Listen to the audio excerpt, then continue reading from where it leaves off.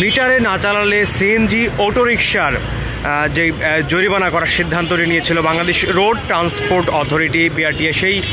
সিদ্ধান্তটি বাতিল করা হয়েছে এবং সেই ঘোষণাটি কিন্তু কিছুক্ষণ আগে ডিএমপি থেকে জানানো হয়েছে। আপনাদেরকে সরাসরি সংযুক্ত করেছি রামপুরা থেকে এবং এখানে কিন্তু সকাল থেকেই অবরোধ করেছিল অটোরিকশা সিএনজি চালকরা এবং তারা যেমনটি বলেছিলেন যে যেই সিদ্ধান্তটি রোড ট্রান্সপোর্ট অথরিটি নিয়েছে সেই সিদ্ধান্ত থেকে বাতিল না করলে তারা তাদের এই অবরোধ চালিয়ে যাবেন। কিন্তু কিছুক্ষণ আগে অর্থাৎ জনগণের স্বার্থে সেই সিদ্ধান্তটি বাতিল করা হয়েছে, যেহেতু এই অটোরিকশা এবং রিক্সা এবং সিএনজি চালিত যারা চালকরা রয়েছেন তারা ঢাকার বিভিন্ন স্থানে কিন্তু এই অবরোধটি চালিয়েছিলেন, যার কারণে কিন্তু তীব্র যানজট সৃষ্টি হয়েছিল পুরো ঢাকা জুড়ে।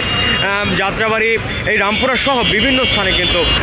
এই অবরোধটি করছিল বা সিএনজি বা ভাড়া চালিত বা সিএনজি অটোরিকশাগুলো।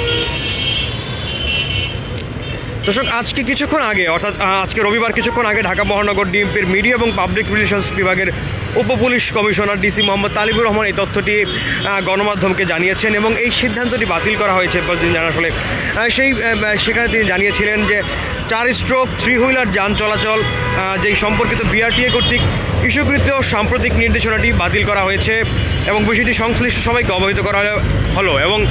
অবরোধ প্রত্যাহার করে যান চলাচলে কোনো রকমের প্রতিবন্ধকতা সৃষ্টি না করার জন্য ঢাকা মেট্রোপলিটন পুলিশের পক্ষ থেকে অনুরোধ করা হয়েছে বলে আসলে কিন্তু জানিয়েছিলেন এই ডিএমপি কর্মকর্তা।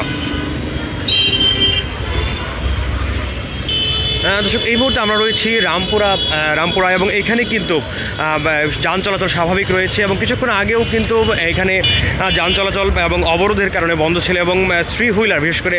অটোরিকশা এবং সিএনজি চালিত যেসব সিএনজি চালকরা রয়েছেন তারাও কিন্তু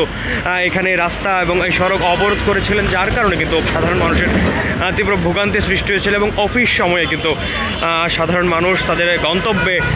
যেতে পারেনি নির্ধারিত সময়ের মধ্যে। তারপরে কিন্তু এই সিদ্ধান্ত নিয়েছে এবং ঢাকার বিভিন্ন পয়েন্টে কিন্তু তাদের এই অবস্থানটি ছিল এবং বিশেষ করে চালকরা যারা রয়েছেন 3 হুইলার এবং সিএনজি চালিত এই অটোরিকশা এবং সিএনজি চালকরা কিন্তু এই অবরোধটি করেছিলেন। যাত্রাবাড়ি, গাবতলী সহ বিভিন্ন সড়ক কিন্তু দীর্ঘ যানজটের সৃষ্টি হয়েছে সকাল থেকেই এবং এতে ভোগান্তিতে পড়েছিলেন কর্মস্থলগামী যে মানুষজন রয়েছে তারা এবং এছাড়াও স্কুল কলেজের শিক্ষার্থীরাও কিন্তু এই ধরনের ভোগান্তিতে পড়েছিলেন। এবং এছাড়াও দর্শক, আপনাদেরকে যদি জানিয়ে রাখি, সিএনজি হিসাবে পরিচিত অটোরিকশায় মিটারের চেয়ে বেশি ভাড়া আদায়কারীদের বিরুদ্ধে মামলা করতে গত 10 ফেব্রুয়ারি পুলিশকে চিঠি দিয়েছিল নিয়ন্ত্রক সংস্থা বিআরটিএ এবং সংস্থাটির পরিচালক যেমনটি স্বাক্ষরিত একটা চিঠিতে যেমনটি জানানো হয়েছিল, গ্যাস অথবা পেট্রোল চালিত 4 স্ট্রোক 3 চাকার যে অটোরিকশার জন্য সরকার নির্ধারিত মিটারের ভাড়ার হারের অতিরিক্ত ভাড়া আদায় করলে মামলা করার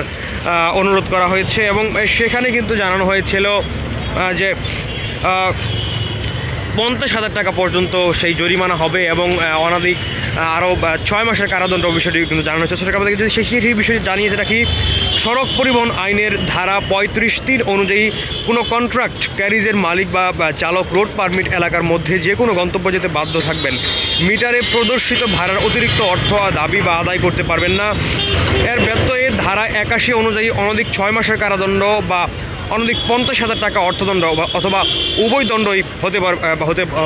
সম্ভাবনা রয়েছে এবং চালকের ক্ষেত্রে অতিরিক্ত হিসেবে দোষসূচক 1 পয়েন্ট কর্তনের বিধান রয়েছে এবং এই নিয়মটি কিন্তু অটোরিকশা সিএনজি চালিত অটোরিকশা চালকরা মানছেন না এবং তারা বলছিলেন যে পুলিশ তাদের জরিমানা করলে তারা এই সড়ক অবরোধ ছাড়বেন না এবং যার পরে কিন্তু এই সিদ্ধান্ত থেকে সরে আসার জন্য ডিএমপি থেকে নির্দেশনা জানানো হয়েছে। Authority Bangladesh road transport authority যে নির্দেশনাটি দিয়েছে সেই নির্দেশনাটি বাতিল করা ঘোষণাটি জানিয়েছে কিন্তু ডিএমপির পক্ষ থেকে, ঢাকা মহানগর পুলিশের পক্ষ থেকে। দর্শক, এই বিষয়টি আসলে সাধারণ যাত্রীরা কিন্তু ভিন্নভাবে দেখছেন এবং তারা বলছিলেন যে আসলে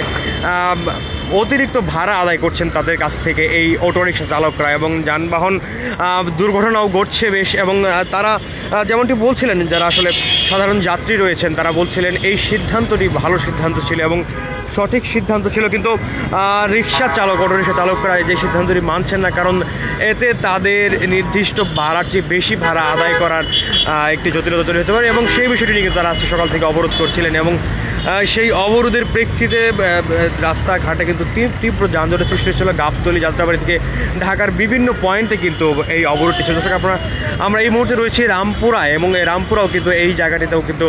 অবরোধ ছিল, এবং যেখানে কিন্তু তীব্র ভোগান্তির সৃষ্টি হয়েছিল সাধারণ যাত্রীদের, বিশেষ করে কর্মস্থলে যাওয়ার অফিস সময়ে হওয়ায় বা কর্মস্থলে যাওয়ার উদ্দেশ্যে যারা বের হয়েছিলেন তাদেরই, এছাড়াও শিক্ষার্থীরা যারা আসলে শুধু কলেজে যেতে চাচ্ছিলেন তাদেরও কিন্তু তীব্র ভোগান্তির সৃষ্টি হয়েছিল। এই মুহূর্তে কিন্তু কোনো ধরনের অবরোধ আর নেই রাস্তায়, এবং এই সড়ক কিন্তু যানবাহন চলাচল করছে। দর্শক, এই ছিল রামপুরা থেকে সর্বশেষ পরিস্থিতি।